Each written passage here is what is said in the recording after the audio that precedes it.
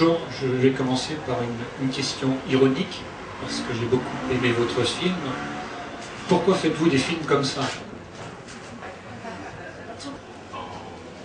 In that process, I naturally come across many questions I like to ask in the process. So that's one of the answers.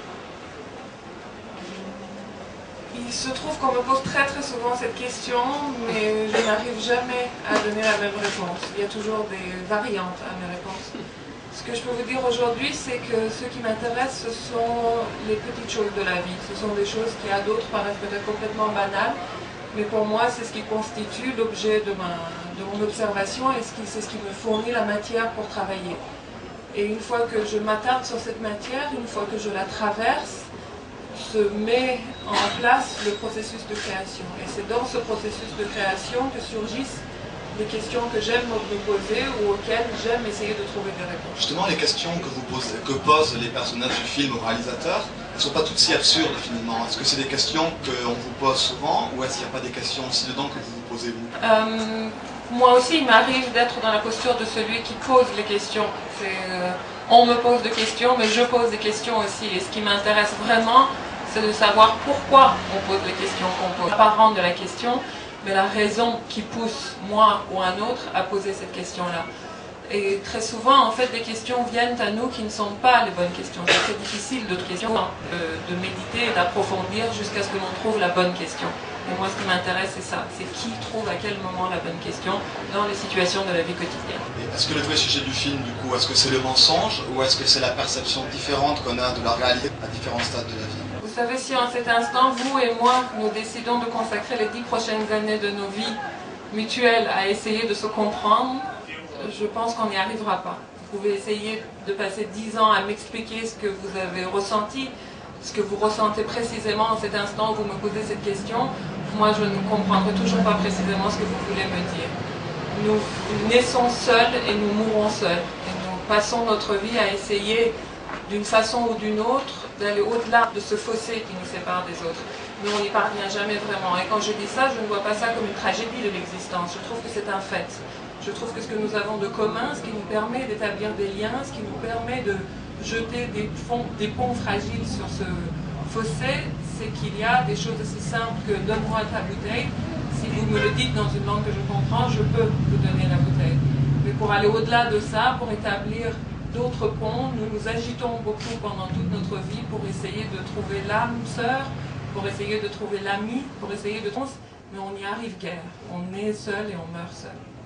Une question à Kim Tae-wook. Est-ce que vous pouvez nous parler des méthodes de travail du cinéaste sur le tournage avec les acteurs? Parce que quand même c'est un film où les acteurs, enfin comme dans les autres films de Hong Sang-soo, les acteurs ont évidemment un rôle très important à jouer dans la communication des sentiments et des émotions très subtiles qui sont dans le film. Est-ce que tout est écrit? Est-ce qu'il y a un gros travail de répétition, de préparation? Est-ce que sur le tournage, le réalisateur a des indications très précises qu'il donne aux comédiens? En fait, c'est mon troisième film avec le réalisateur. Juste avant, c'était La femme à la plage, Woman on the Beach. Et en fait, le scénario et les dialogues sont toujours donnés le matin même du tournage. Et je pense que ce n'est pas vraiment une méthode qui est utilisée beaucoup par d'autres réalisateurs. Et après, donc, j'apprends par cœur les dialogues, je lis les morceaux de scénario et je m'entraîne un peu avec d'autres acteurs ou actrices. Donc il y a une répétition et après on fait avec le réalisateur sur le tournage. Je pense qu'il y a des avantages et des inconvénients, peut-être, mais je suis déjà un peu habituée à cette façon de travailler avec le second, donc je n'aurai pas trop de difficultés.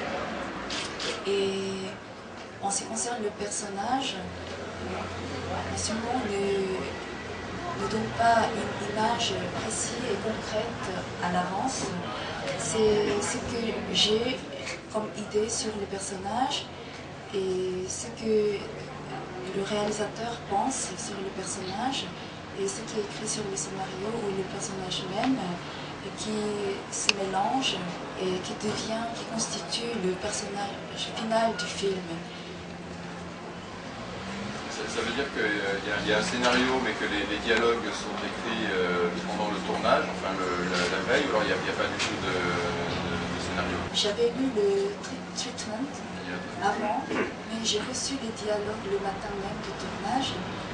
Mais au sujet de ce film-là, je n'ai rien lu à l'avance. J'ai reçu le matin même du tournage les dialogues.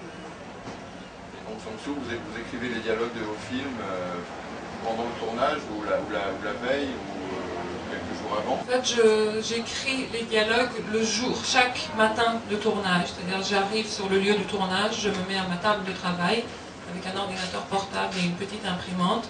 J'écris pendant 1 heure les dialogues du jour, ce qui sera tourné le jour même. Ce n'est pas un principe. J'ai essayé de faire autrement, j'ai essayé d'écrire en amont, mais ça ne me plaisait pas, ça ne m'allait pas d'être prêt trop tôt. Je crois que je suis stimulée par la pression. Donc je laisse les éléments, les idées, les sensations s'accumuler en moi, se tisser en moi, et puis les dialogues sortent de jour en jour au fil du tournage. En ce qui concerne la mise en scène, est-ce que c'est la même chose? Parce que dans vos films, il y a quand même il y a le désir avant tout de capter la vie, d'enregistrer le réel, les sentiments, d'aller au plus près des sentiments humains. Mais il y a évidemment un travail de composition des plans qui est très subtil, très modeste, mais très travaillé. Est-ce que la mise en scène aussi naît en fonction des repérages, de la journée aussi?